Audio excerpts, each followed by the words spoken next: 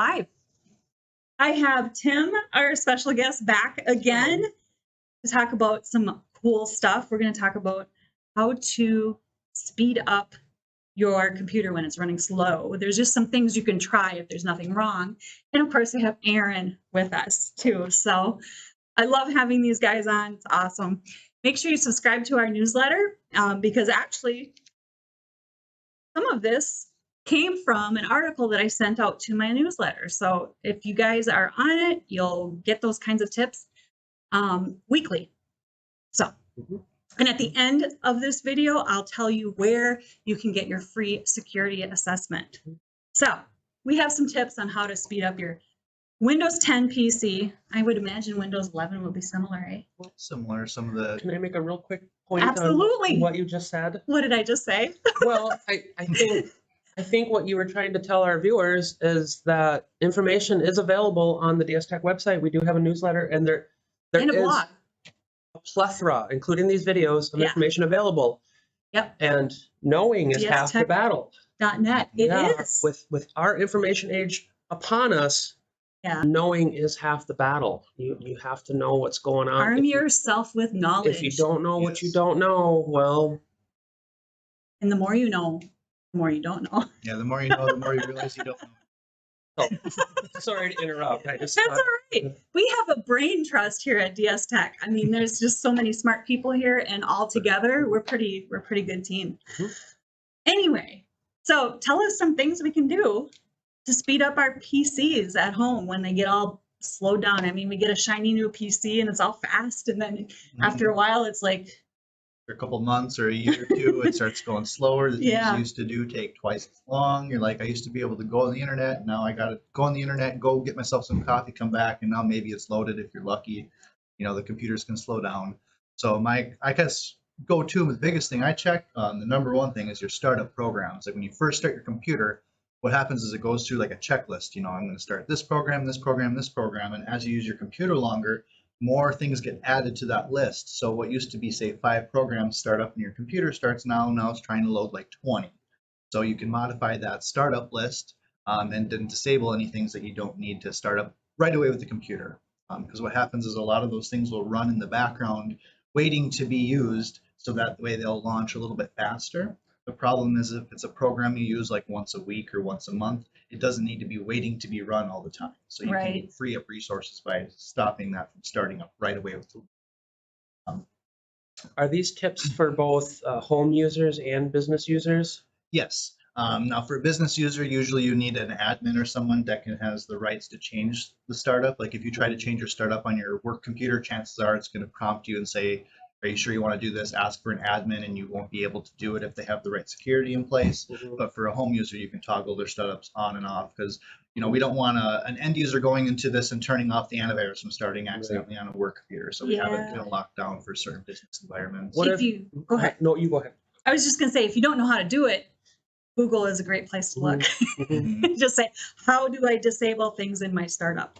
Right? What if I purchase a new laptop for my home use, and my 10-year-old student uses it for school, but we have 2 different login accounts, and they have, they log in their own way, I log in my own way. What if we have conflicting startup applications? How does that all add up? That'll be kind of tailored to the computer. Like when they log in, if they have like other little games and things like that start up, that's usually might be tailored just towards them, and you can disable it on the admin side of it when you log in for yours, what you want to start up or not start up with them as well. So it's not loading their applications while I'm logging in myself. There's system wide, which would include all users on the computer, and then there are specific user programs as well that might be specifically installed just for one person. Okay.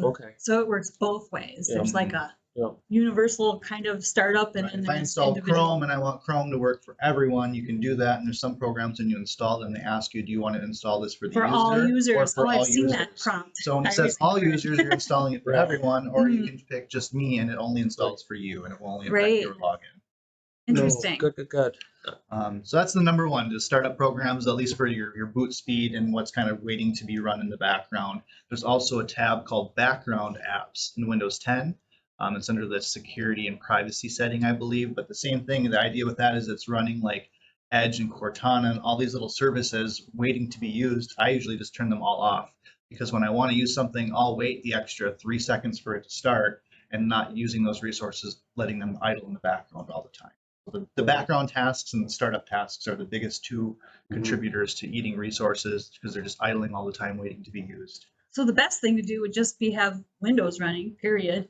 Yep, And try then- to isolate what software you use on a day-to-day basis and make sure that's running in the background all the time waiting to be used, and minimize the others. Is there a way to allocate resources to certain programs? I know as a former film and video editor, I could allocate resources to my intensive rendering programs. Oh my gosh, I mean, is it similar on a PC level? that sounds complicated to me. Kind of in a sense. I mean, when you're running a program, it'll use certain resources, and that's usually as it's running. That's more for like if you had like a server or higher end, you can allocate, you know, certain RAM and certain cores and processors for certain things. But as a general Windows computer now, they all have like 6 or 8 cores in them now.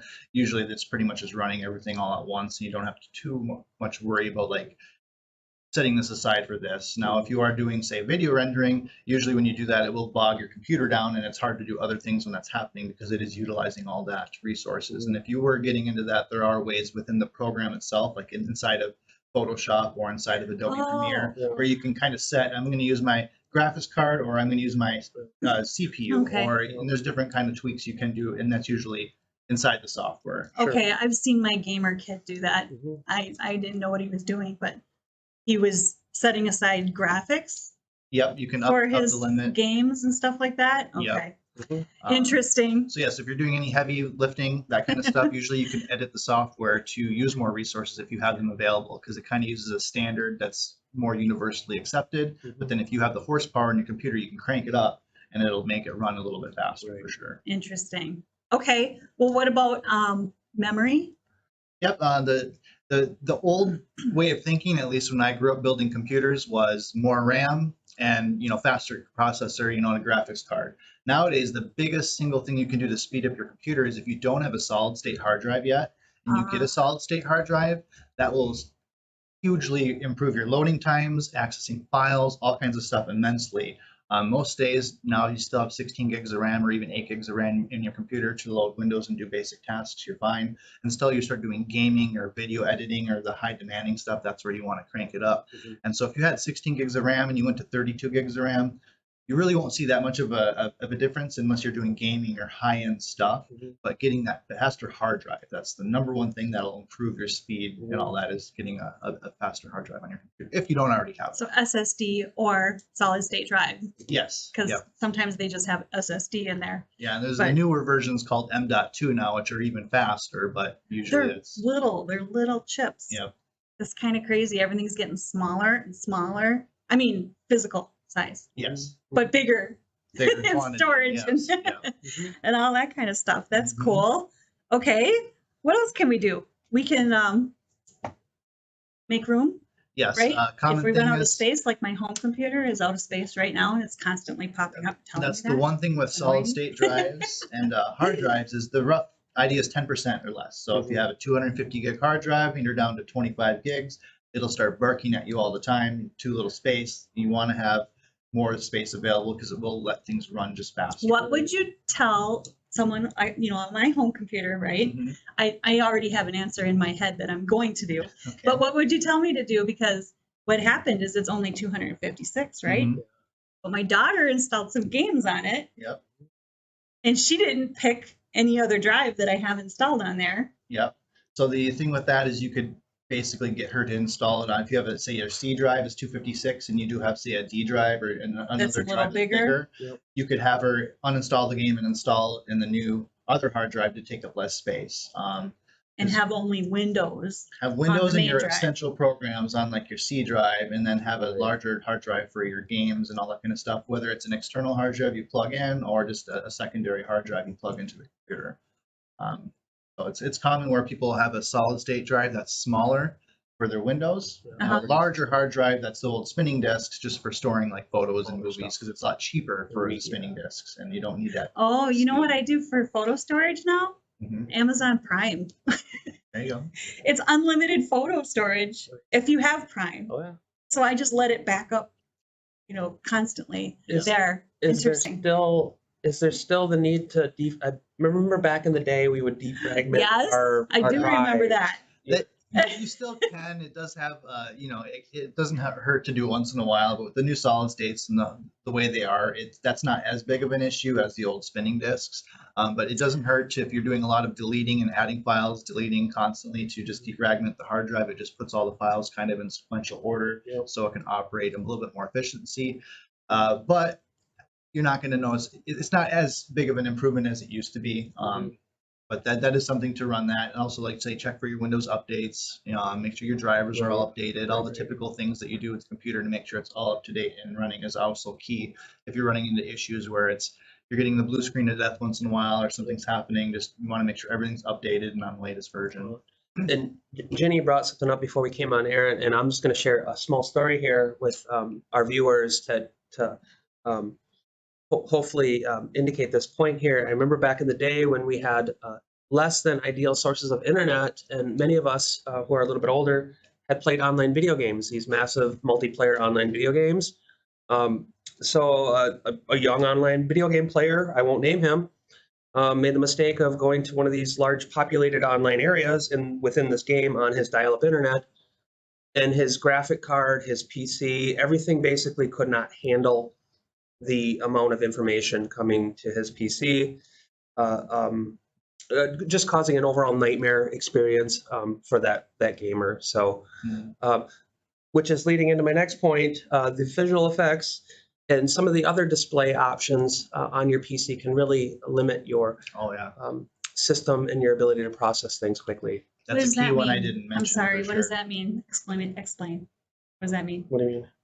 Like on Windows, you know how your Windows screen is kind of transparent, translucent, where you can see through it. There's little effects in your Windows that they've added versus Windows. If you look at Windows XP and the new Windows now, you can see the graphical improvements they've made to make it look more visually appealing. You can go into your settings digital, and you can tone those down. You say, I don't want shadows. I don't want it to be translucent. I want it to look like Windows 98. You can make your computer look like Windows 98 and it'll use less horsepower. Don't use all the color spectrum. Only use 256. Don't use any shades. Only use, basic. Got it.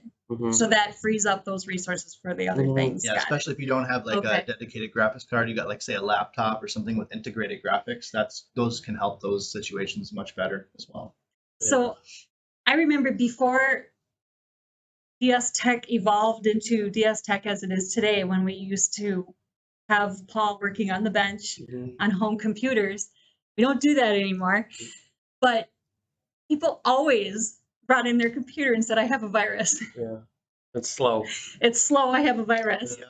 And that wasn't always the case. It might have been just But is that possibly the case? It could be possible. Viruses, they do eat up resources. They're constantly scanning. They're usually looking to try to monitor your keystrokes, get your data and stuff like that. So if you notice it's going extremely slow out of nowhere and before it was fast, that could be a potential thing. You'd want to scan your system for viruses as well, make sure there's nothing. It's not necessarily a horrible virus, but it could be a smaller version called malware, where it's like in your browser history or cache, where you try to do a Google search. And every time you do a Google search, it redirects you to a different website. I've seen that happen. Can be happening a lot. So scan for malware and viruses for sure, because they can be eating up resources. Just like the other programs are running in the background waiting to be run, the viruses are running in the background, capturing your data as well. So it is possible. Yes. So they weren't all wrong, but yes, a lot of times they were. A lot of people use that. Oh, my computer's broken. There's a virus on it, but it could be that they hadn't restarted the computer in 3 weeks. They got all these programs. They have all kinds of stuff going on. Imagine that. Okay, so you mentioned it. The first thing you do, my husband used to work for an electronics store. Same thing. When's the last time you shut it off? Right. My phone, it's running slow.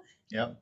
When's the last time you shut it off? Just happened to I just visited my grandma and she said, my phone's so slow, can you help it? And I opened up her browser. She had 174 tabs open. And it's like, guilty. So close all the tabs and it just worked like new again. So it's just user or shut it down and restart it. Yeah, or just tell her to restart it. It would wipe the tabs out too. So that's just certain user error can cause obviously slow machines as well. It's not always. all electronics and I don't know how it physically works, but all electronics are Right. like that. Mm-hmm. If they start acting all crazy. Yeah, just give it a reboot, because a lot of times you leave your computer on for a week or 2 weeks, you never restart it. For me, I like to restart my work computer every Friday. So when I come in on Monday, it's going to be relatively restarted, hasn't been idling. Yep. I can't remember the last time I Same thing with your smartphones, same thing, you know, if you actually power them off and power them on again, it'll flush out that RAM. I mean, programs are better now at freeing up the resources, but the general explanation is, say you can lift 100 pounds and you're done lifting your 100 pounds. Well, when you're done, what happens is the next time you go to lift it, you can only lift like 99.9 pounds. And so each time you open a program, it's like lifting that weight. And when you're done using the program and you go to use it again, you're using less and less and less. And over time, if you don't actually restart and refresh, you only be able to lift 50 pounds. And so it's like that memory kind of gets interesting used, I guess. It's hard to explain, but it's just every time you use a program and you close it, it doesn't free up 100% of what it was using. It frees up like 99.9% of it. So over time, you're getting all these little bits that are still being residually on there, and it'll slow things down. Okay, I think we've covered a lot. There's a lot of things you can do to speed up your PC. Did we exhaust it, you think? Well, we didn't exhaust it. I You mean, can always get a security assessment and we can check your computers. absolutely, yes. If your computers on your network at your business are running slow, definitely get our free security assessment, because there might be something going on. Who knows, right? Yeah, I mean, I think it checks for viruses as well, and that we could also check, you know, to see what your hardware is like, see what your updates, you know, all our computers are this old. What's the best route forward? Should we go with this fanciest thing or this mid-grade work? We can help you through all those kind of consulting needs as well. We are really good at streamlining all of your processes on your network. We're good at it. Definitely. We're good at it. So that's definitely our strong point. We have some very happy customers running very smoothly without a lot of issues. So that's it. All right. We'll see you next week. Make it a great day, and make sure you sign up for our newsletter and get your free security assessment by emailing security@dstech.net. And you ready? Our outro. Trust no one.